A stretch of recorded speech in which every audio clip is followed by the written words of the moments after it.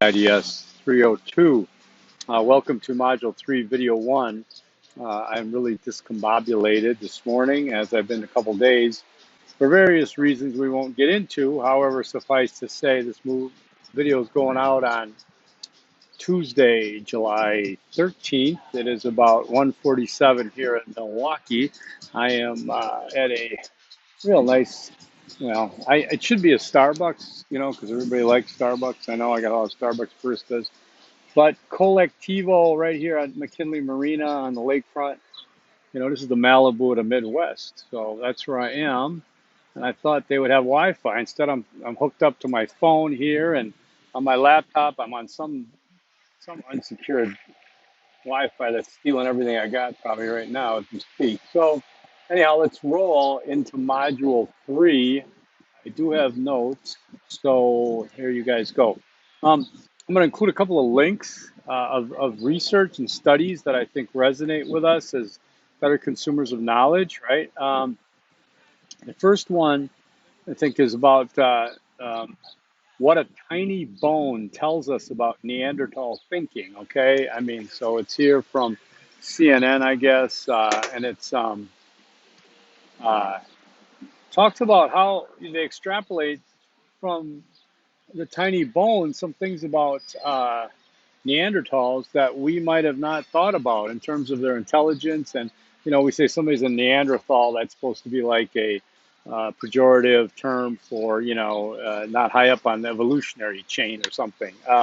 When in fact that they can extrapolate from the data how intelligent and resourceful Neanderthals were. And maybe by just some stroke of luck, the Homo sapiens I don't know, you have to read the article, but it's good. And I think it goes to the point of, even though you're doing a survey of random adults and it's small and it represents a very small, tiny research package, what you interpret out of it can be something meaningful. Now, I'm not saying here we're going to discover anything like curing cancer or something. If you do, you'll get an A+, and I'll nominate you for a Nobel Prize. However, speaking in real terms, just an example of they took this bone, this boar or something, I don't know what it was, and they were able to extrapolate from the data that Neanderthals are probably much more intelligent than we gave them credit to be. Okay, so that's interesting. The other one, sticking with this very historical terms, the New Yorker has an article about the day the dinosaurs died. A young paleontologist may have discovered a record of the most significant event in the history of life on Earth. I find that a fascinating read. I'm very scientific, but it's almost reads like an oral history, like a story of this postdoc student who made this discovery and the writer who got involved. It's an excellent article, and I'm going to include both those links. I don't want to dwell on things too long because you waited long enough for this this video. All right, so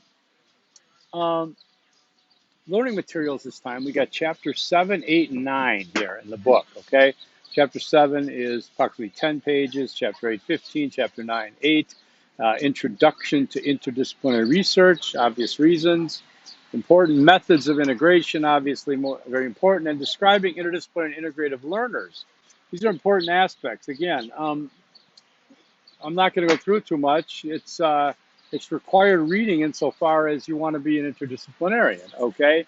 As I think I talked in this class, another class, about requirements, nothing is required. And I think somebody brought to my attention, which I agree 100%, paying your rent is not required either. You just have to deal with the consequences, right? So let's go with Easter egg number 1, which is capitalize the disciplines. I am reminding everyone of that because in any of your writings, you got to capitalize disciplines. That's all words in the discipline. So if it's applied in natural sciences or something, like I said, you don't just capitalize the first word, you capitalize all the words. It was a great cappuccino, by the way. Okay, so let's get right into my favorite discussion board for obvious reasons, the HAL video. It is the incomplete stories of an irregular guy. Developed and created and shot and edited by yours truly. It is one of my finer creations for my portfolio, as I like to call it. I did it as my grad school capstone project in interdisciplinary studies. So you know I had to put a lot of things together. And the film represents a lot of different things. So if you look at it from a disciplinary standpoint, point of view, in terms of integration of disciplines, your job is to watch my 33-minute video, and then hey, at least I ain't making you buy a textbook I wrote.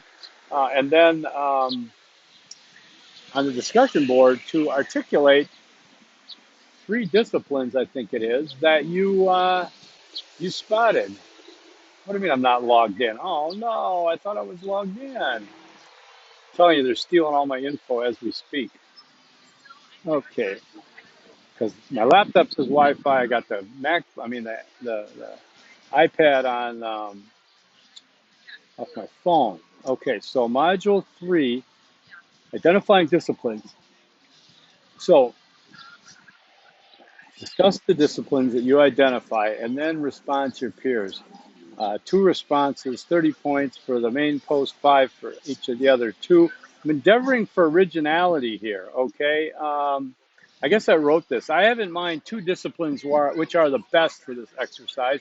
I will reveal them in an upcoming video. However, I will award 5 extra credit points to any student identifies one of them and 10 extra points for anyone who gets them both. If you're in a previous class of mine, you don't get the extra credit because you know what I'm talking about, okay? But just do your best to look at some of the disciplines that are represented in this project. There it is, the one yawn, okay? So actually, I see a couple of posts already. I want you to be careful on this one in terms of thinking about it in a disciplinary lens, interdisciplinary studies, and that it was my capstone project for my master's degree in interdisciplinary studies. I hope you liked the video. I like it a lot. Hal is a good friend of mine. I call him my big brother because I don't have one. And he and I were very close since about 2007 when I met him when I was selling my art next to his booth. We got to talking, and for some reason, I always like talking to these old guys that have been there and done that. I've been doing that for 30 years. I remember talking to an old Vietnam veteran with one arm back at outside of Yellowstone campground on a motorcycle trip back in '81. Anyhow, I digress.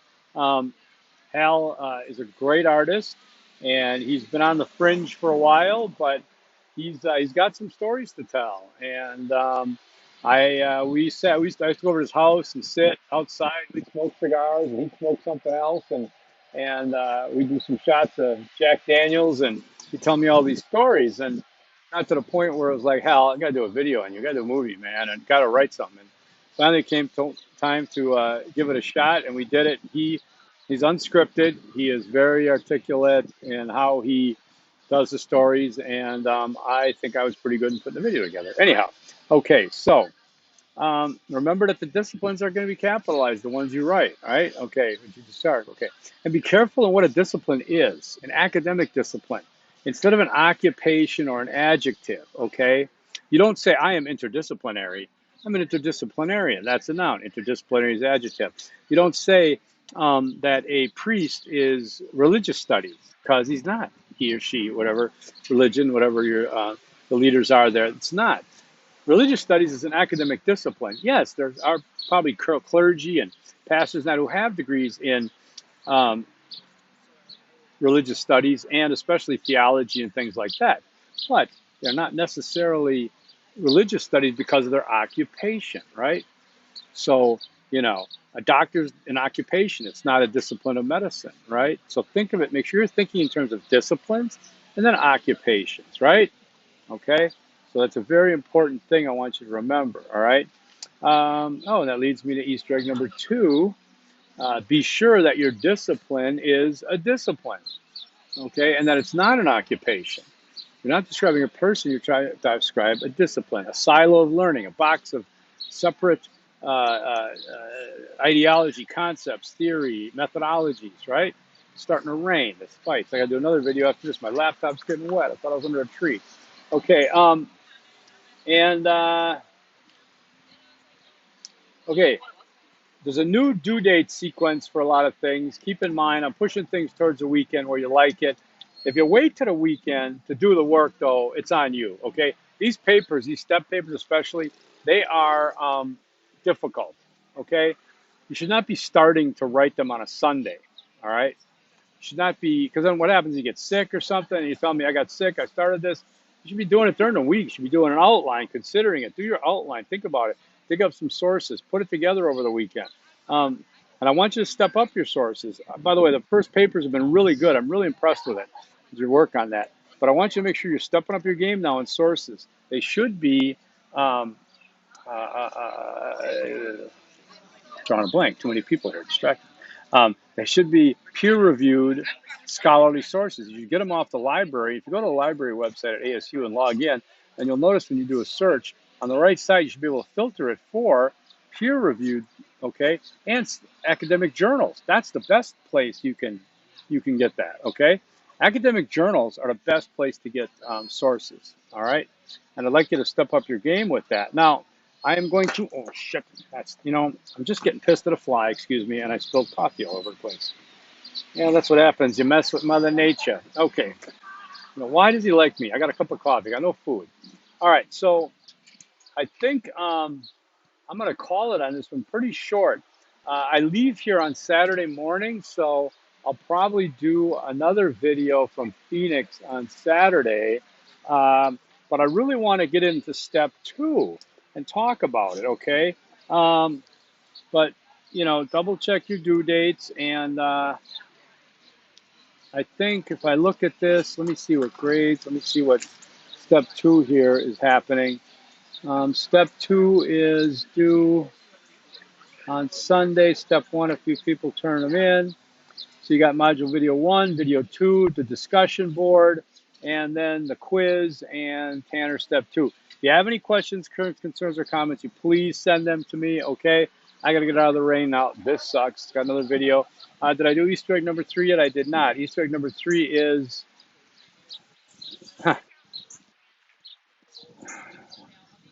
So I did this one. Okay, Easter egg number 3 is disciplines are not occupations or adjectives, okay? Disciplines are not occupations or adjectives. You guys have a good one. I got to go find a different place to set up shop here. We're inside or something. All right, have a good one. Peace out.